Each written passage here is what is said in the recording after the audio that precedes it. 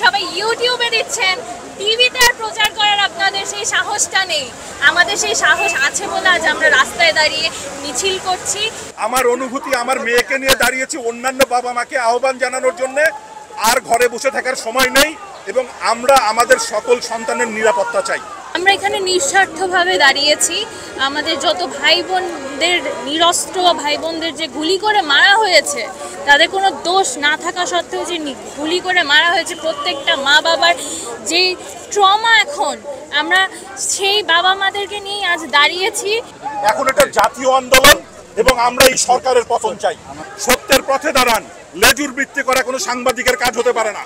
জনগণের সরকার জনগণের উপরে গুলি চালাতে পারে না। আপনি এই ব্যাপারে আমি ডক্টর আসিফ নজরুল স্যারের একটা উদ্ধৃতি বলবো, অনেকেই ভিডিওতে দেখে থাকবেন, যে উনি বলেছেন যে একটা জায়গা, নিজের জায়গা যদি প্রতিপক্ষ যদি আটকে দেয় এবং তখন যদি তিনজনকে হত্যা করার পরে তার জায়গাটাকে ছেড়ে দেয়, তাহলে কি তখন কি সেই জায়গাওয়ালা কি শুধু জায়গা নিয়ে থাকবে, নাকি তার তিনজনকে যে হত্যা করা হয়েছে তার প্রতিবাদ করবে? আমাদের যে শত শত ছাত্র হত্যা করা হয়েছে, যাদের অসংখ্য ছাত্র অন্ধ হয়ে গেছে, এর বিচার কে করবে? এখন আর কোটার মধ্যে বিষয়টা সংক্ষিপ্ত নেই। এখন এটা জাতীয় আন্দোলন এবং আমরা এই সরকারের পতন চাই। আপনার কাছে একটু শুনতে চাই, আপনি আপনার বাবার সাথে এসে দাঁড়িয়েছেন, বাবা মেয়ে একই আন্দোলনে কাতার শামিল হয়েছেন, এই ব্যাপারটা একটু আপনার অনুভূতি জানতে চাই। আমরা এখানে নিঃস্বার্থভাবে দাঁড়িয়েছি। আমাদের যত ভাই বোনদের, নিরস্ত্র ভাই বোনদের যে গুলি করে মারা হয়েছে, তাদের কোনো দোষ না থাকা সত্ত্বেও যে গুলি করে মারা হয়েছে, প্রত্যেকটা মা বাবার যে ট্রমা, এখন আমরা সেই বাবা মাদেরকে নিয়ে আজ দাঁড়িয়েছি এই প্রতিবাদে, যে এই যে আমাদের ভাই বোনদের মারা হয়েছে, সেটা কি কারণে মারা হয়েছে, আর আমরা যে আজকে কি আমরা এখানে নিরাপদ নাকি সেটা আমরা না জেনে বেরিয়েছি, যে আজ আমরা বাসায় ফিরতে পারবো নাকি। আমাদের এই দেশে কোনো নিরাপত্তা নেই। এই সরকারের কোনো খালিদ মহিউদ্দিন হন ভাই, আপনারা খালিদ মহিউদ্দিন হন। এদের কোনো সময় এসেছে সবাই বদলাবে। ছিলাম ছেড়ে দিয়েছি কেন জানেন? দালালি করতে আছে। সকল সাংবাদিক ভাইদের প্রতি আমার উদাত্ত আহ্বান, আপনারা সবাই খালিদ মহিউদ্দিন হন। সত্যের পথে দাঁড়ান, লেজুর বৃত্তি করা কোনো সাংবাদিকের কাজ হতে পারে না। আপনারা সত্যের পথে দাঁড়ান। আপনারা প্রত্যেকে কেউ না কেউ ভাই বোন বাবা, আপনারা ভাই বোন বাবার মতো আচরণ করেন। লেজুর বৃত্তি করার জন্য আপনারা না। খালিদ মহিউদ্দিন আপনাদের একটা আইডল আপনাদের সামনে আছে। আপনাদের সামনে থেকেই খালিদ মহিউদ্দিন বেরিয়ে আজকে জার্মানিতে এসে, আপনারা সবাই খালিদ মহিউদ্দিনের মতো হন, তাহলে আমাদের দেশ নিরাপদ হবে।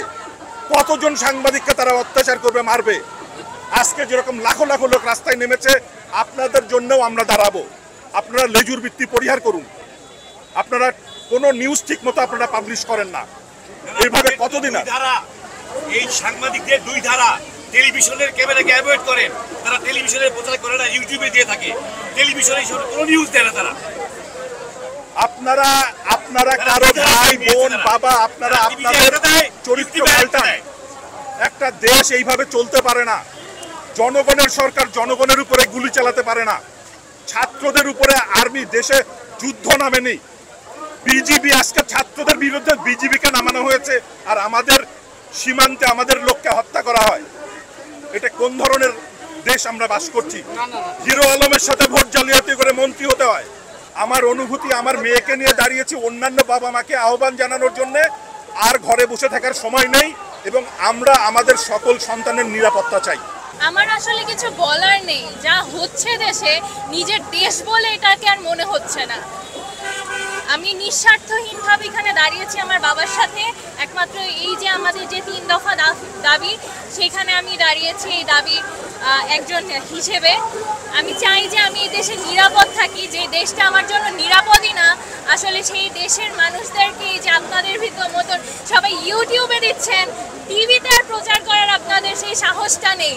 আমাদের সেই সাহস আছে বলে আজ আমরা রাস্তায় দাঁড়িয়ে মিছিল করছি, কণ্ঠ তুলছি।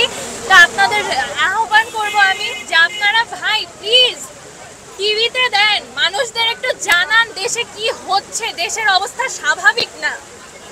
মানুষ ছাদে উঠতে পারছে না, ছাদ নিরাপদ না, আজকে বাসার ভিতরে নিরাপদ না, মানুষ বাসার ভিতরে গুলি খেয়ে মারা যাচ্ছে। আপনারা কি করছেন? আমার চাওয়া পাওয়া কি ভাই, দেশকে নিরাপদ